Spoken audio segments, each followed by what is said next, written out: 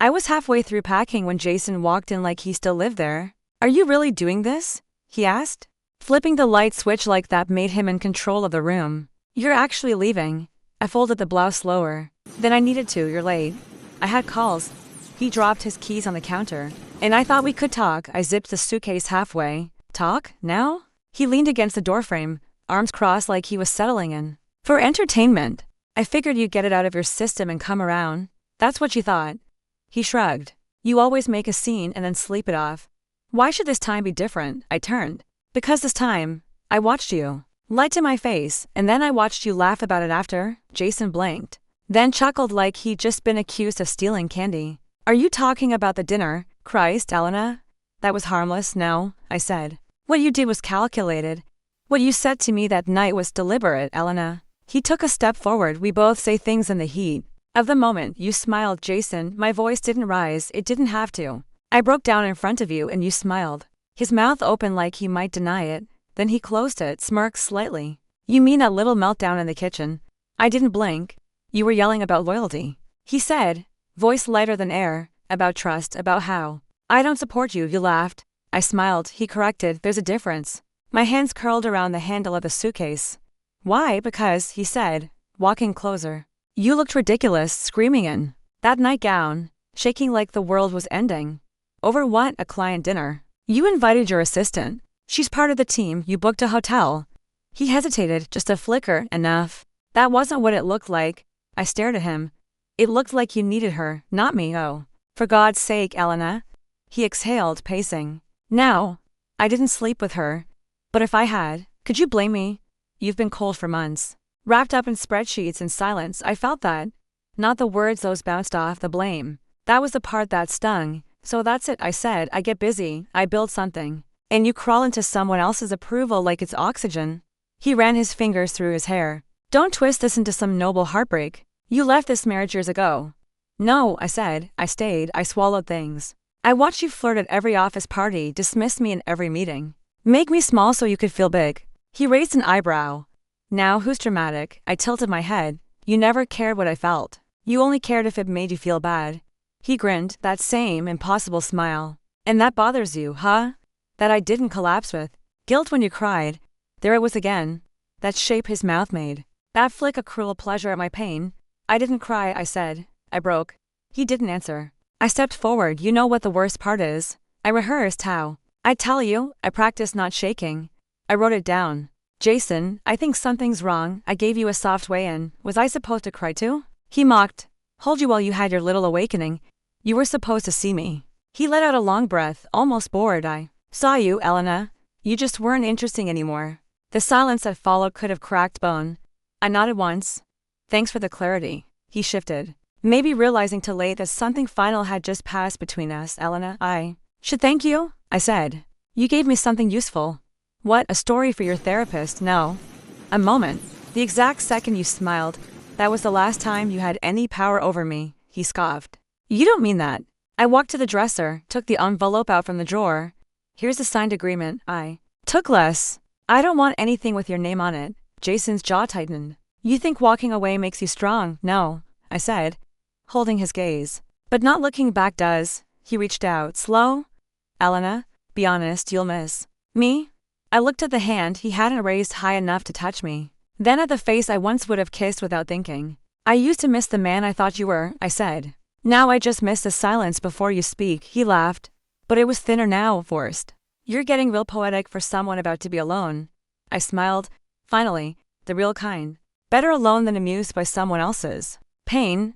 He looked at me like he didn't recognize me anymore. "Good." I picked up my suitcase, walked past him, and didn't turn around when the door clicked shut behind me.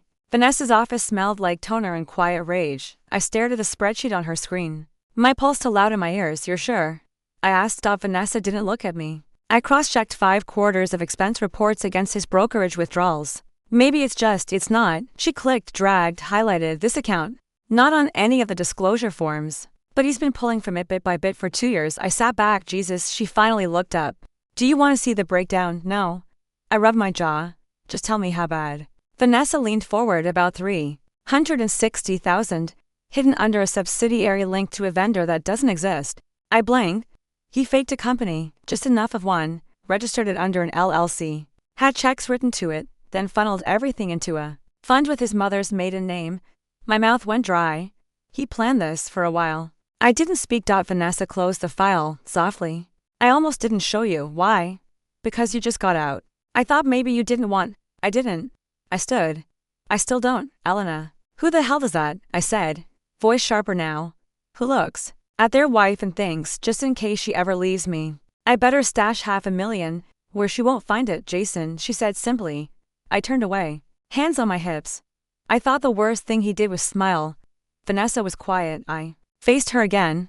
Why didn't you say anything earlier? I wasn't sure, she said, and I needed to be. You didn't just want suspicion, you wanted proof. No, I muttered. I wanted to be wrong. She stood, handed me a folder. This is all of it. Paper trail, statements, entity, filings. I took it, heavy in my hand. What do I even do with this? That depends on what? On whether you want justice or revenge. I looked at her. Vanessa didn't flinch. They're not the same.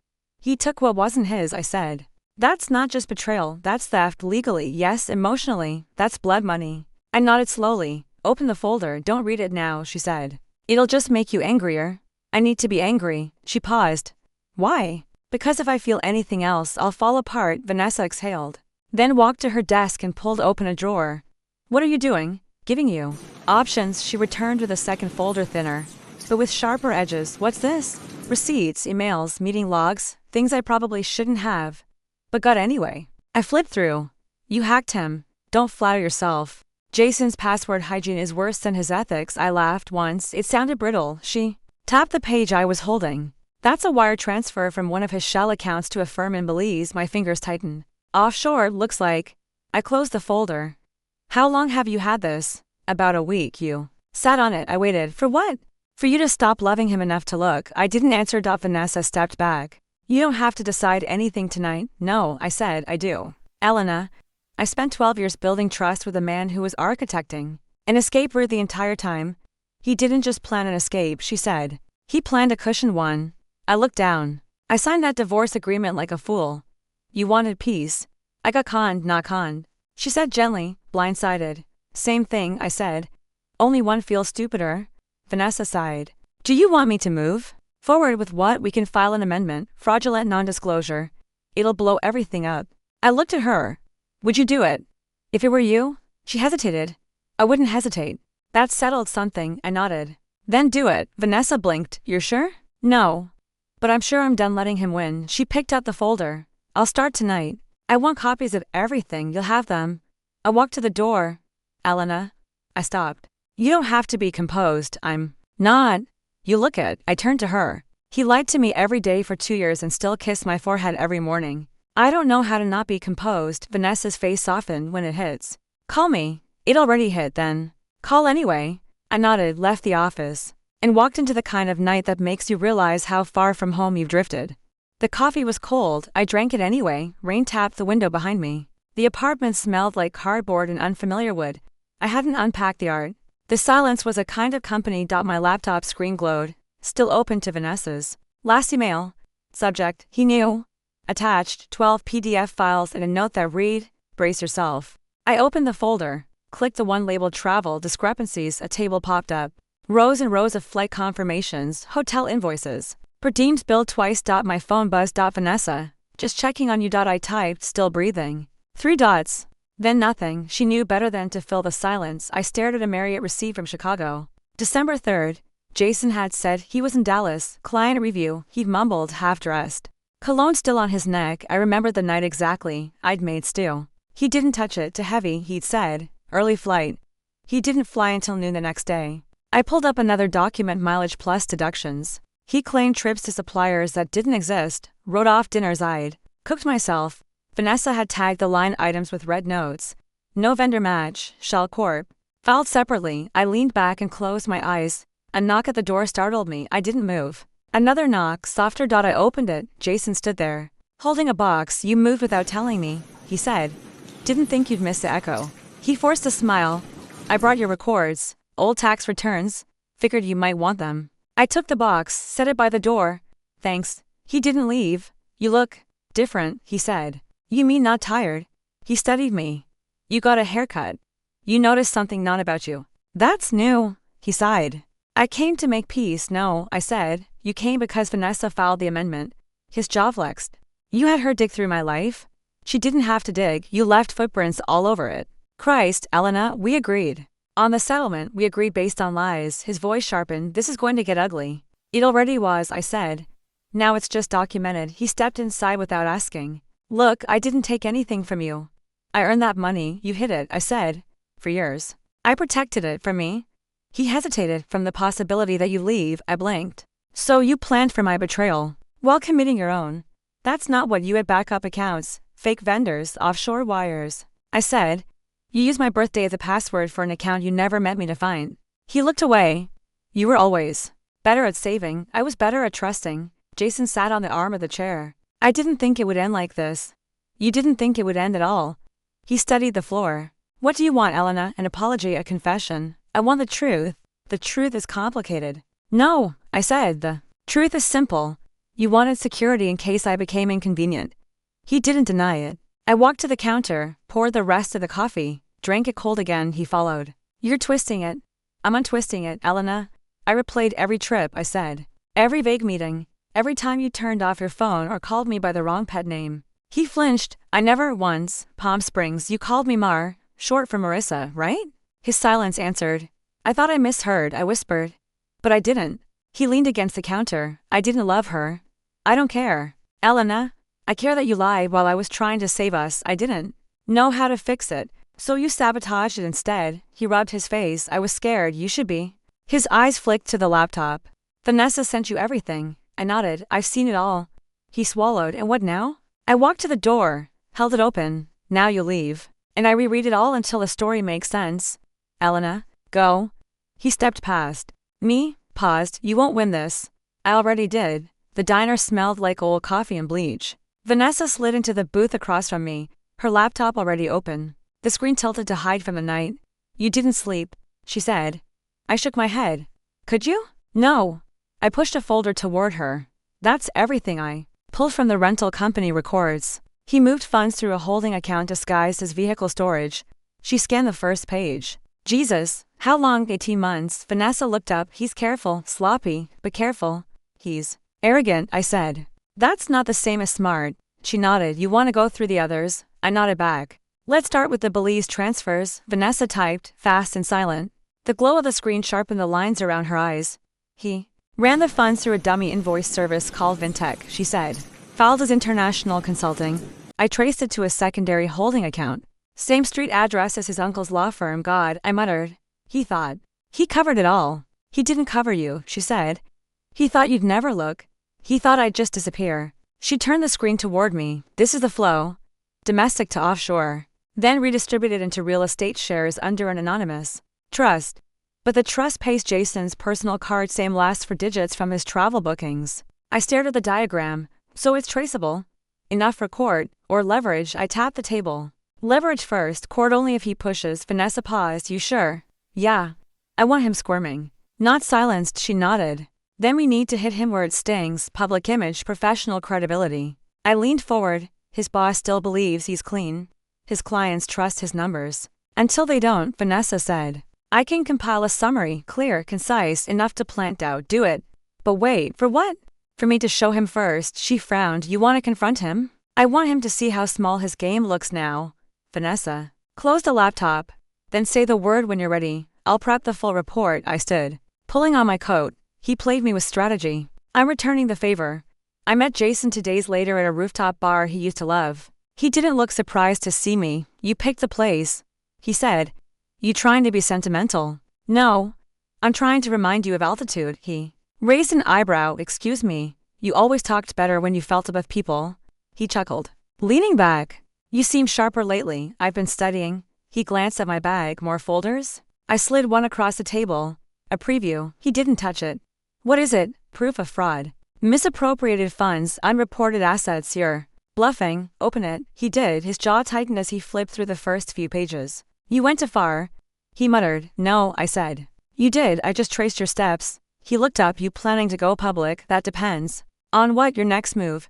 He shut the folder. This won't end well for you. Correction. It already ended badly for you. What happens next is a choice. He laughed once. You think this'll scare me? No, I said. I think it'll ruin you. His smile faded. I leaned in. Vintech, the trust. The vehicle shell. I've got the timestamps, the trail. And an analyst with credentials the IRS respects. You're bluffing, he repeated. I'm presenting. He picked up his glass. What do you want? 15% of the hidden funds. You're insane. No. I'm reasonable. You keep the rest. You don't go to jail. And I don't drop this in your boss's inbox. Jason stared at me. You're blackmailing me. No, I said. I'm negotiating. Blackmail would involve shame. You don't have any? He smiled again tight. Bitter. You've changed. No. I've adapted. He looked down at the folder. You don't know what you're playing with. You made the rules, I said. I just learned how to win at them. He tapped the edge of the glass. How do I know you won't come back for more? You don't, I said. But if you think I'm bluffing, test me. He was silent for a long time. Then, you want the money wired, half by Friday, half in escrow. He nodded slowly. You really are something. I was always something, I said. You just stop looking. I stood.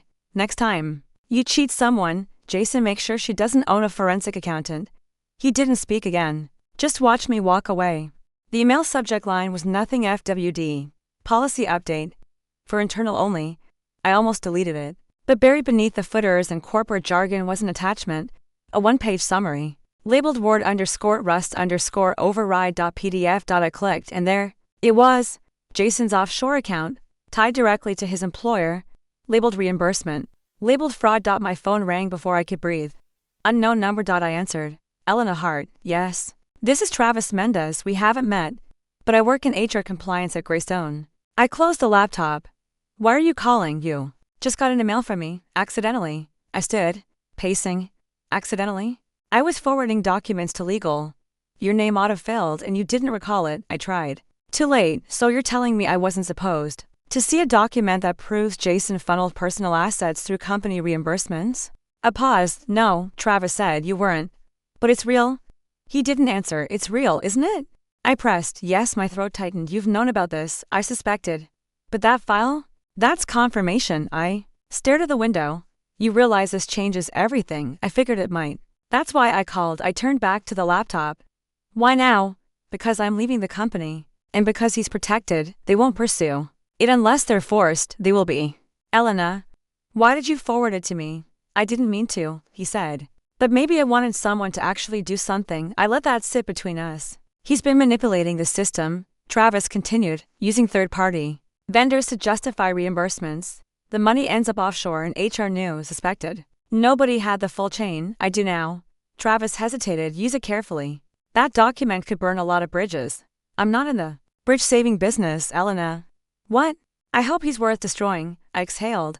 He was never worth protecting. I met Vanessa at a back table in a downtown bar, folder in hand. I have something, I said. Sliding it over, she scanned the header, froze. Where did you get this? HR. Accidentally. Travis Mendez, she frowned. He's a whistleblower? Accidental hero. Vanessa read faster, mouth tight. He tied it directly to the company's fund. I nodded. Which means Jason didn't just hide money. He laundered it through employer channels. She looked up. They'll want to bury this. Let them try. You want to go public? No. I said. I want them to panic first. She tapped the folder. This is nuclear. Good. You want to end him. I want to show him what exposure feels like. Vanessa leaned forward. They'll threaten you. They can try. What's your play? I took a slow breath. We send it back quietly, anonymously, to legal, not HR, and then, wait. Watch the fire spread. Vanessa smiled. That's cold. I nodded. So is proof. She closed the folder. I'll scrub the metadata. Good. And Elena, yeah. He won't see this one coming. That's the point. I chose the cafe for a reason. Wide windows, midday crowd. Nothing intimate.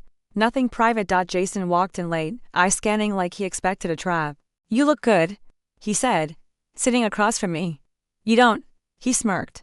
Is that the tone we're starting with? I slid the folder across the table. We'll let that decide. He didn't touch it. More invoices. You're exhausting. Open it. I don't need to open it. He sighed, flipped the cover, glanced at the top page, then froze. This is fake. It's from your company's compliance logs. Jason looked up sharply. You hacked them? HR sent it by mistake. He blinked. Who? Doesn't matter. This is out of context. Are the wire transfers out of context? Elena, are the vendor codes fake? The override keys? The payout stream labeled as consulting dividends. His throat bobbed. You don't understand how internal reimbursement works, explain it to me. But try not to lie this time.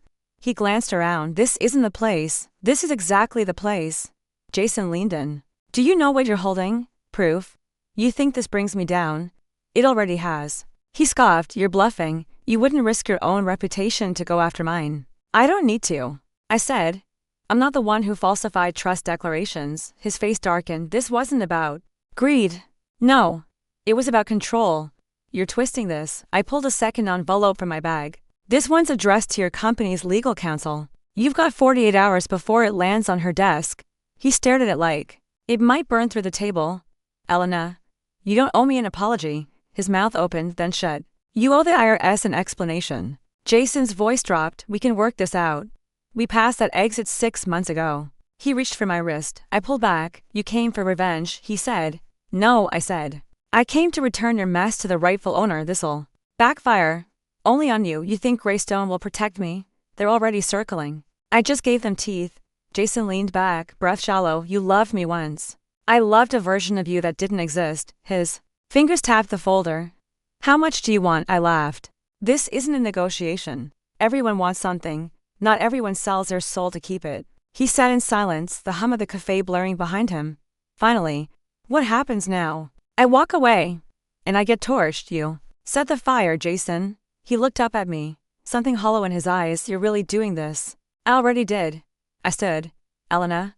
I paused. I never thought you'd be the one to end me. I met his eyes. You should have thought harder. Then I left, the door swinging shut behind me. Marla met me outside the gallery, hair pulled tight, sunglasses hiding nothing. They suspended him, she said without preamble. I nodded. Internal or full stop? Internal for now.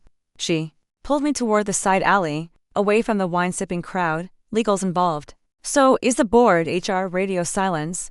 But James called me last night, drunk. What did he say? That he didn't sign off on Jason's reimbursements. That if this gets out, it's not just Jason on the hook. I smiled, barely. Good. Marla crossed her arms. You're not even pretending to be surprised. No. You sent it, didn't you? I met her eyes. It found its way there. She exhaled. He's unraveling. Then the thread was loose already. She looked down. He called me too. What did he want? To ask if I knew. And I told him no. Because I didn't. But you're not sorry. She hesitated. No. I'm not. We stood in silence. Inside, someone laughed loudly at something meaningless. You always knew he was slippery. I said, I didn't know he was stupid. I smirked. Arrogance masked that well. Marla tucked her sunglasses into her coat. James said the Cayman Trust is enough for prosecution if they want it. They won't go that far. Why not? Too messy, too close to quarterly reporting. They'll pressure him to resign, quietly. And he will? He has no choice. A voice behind us. You think I'm just going to vanish? We turned. Jason. His tie was crooked. His eyes were bloodshot. You're not welcome here, Marla said. He ignored her. This is what you wanted, isn't it? I stepped forward. What I wanted was honesty. You gave me proof instead. You ruined me. You did that yourself. His jaw twitched. James is turning. They're pinning it all on me. Maybe because it was you. I wasn't the only one. No one else used my name on a fake vendor file. He stared. You think you've won? This wasn't a game. Marla stepped between us. You should leave. He looked at her. You too. She didn't blink. You stopped being one of us the second you got sloppy. He laughed once. Unbelievable. I walked past him. Paused. You built a house of glass, Jason. Don't be shocked when the sunlight hits. He said nothing. And then we walked away. His silence clinging to our heels like dust. The kettle clicked off. I didn't move. Outside, the late light spilled across the windowsill, catching in the rim of the mug I hadn't reached for. I sat still, watching the steam fade. That's when I noticed it. He hadn't crossed my mind. In weeks. No sharp memory, no echo, just air. My phone buzzed. Naima, reminding me about the client pitch. I texted back. Already prepped. She sent a thumbs up. No fuss. That's how we worked now. I stood. Finally poured the tea. Carried it to the window. The city shimmered but didn't demand anything. I breathed in the quiet and realized it had been mine for a while. The drawer in the hallway still held those letters I never sent. I hadn't touched them since the night I sealed the last one. No curiosity, no weight. They become artifacts, not anchors. The doorbell rang. It was the delivery guy. Dropping off a new printer. I signed, thanked him, and shut the door gently. Behind me. Back at the table, I sat and sipped. Peace didn't make noise. It didn't announce itself. It just arrived and waited for you to notice. Like a room that no longer needed guarding. I didn't forgive him. But I no longer bled when I said his name. I didn't ache when I passed the places he used to haunt. He became a shape in the background, blurred, harmless, irrelevant, and me, I was still standing, still building, still mine, not healed, just whole, in the simplest way. No applause, no revenge speech, just breath, just stillness, just the weight of nothing. The morning light fell across the hardwood like a promise. I sat at the kitchen table, roll blues, tea steeping beside the mail. No rush, no noise. Just the soft, unfurling breath of a day that didn't ask for anything. I opened the envelope. Statement enclosed. Client, Hart and Voss Strategic Advisory. I scanned the numbers, line by line. Growth, consistency, a transfer marked final disbursement. Ward Holdings recovery. I smiled, not wide, not sharp, just enough. The kettle hissed softly behind me. I let it. My name was clean. My accounts were clean. My calendar was full, and Jason, gone, no longer a ghost. Just a footnote on a line that now read closed. The phone buzzed. NAIMA, investor brunch confirmed. You ready to impress? I typed back, already did. The toast popped up. I didn't move. I just stared at the numbers one more time. They didn't scream. They didn't clap. They just sat there, steady and strong, like me. Victory wasn't a speech. It wasn't a door slammed or a headline. It was a woman, quiet and calm, reading her own future and knowing she built it herself.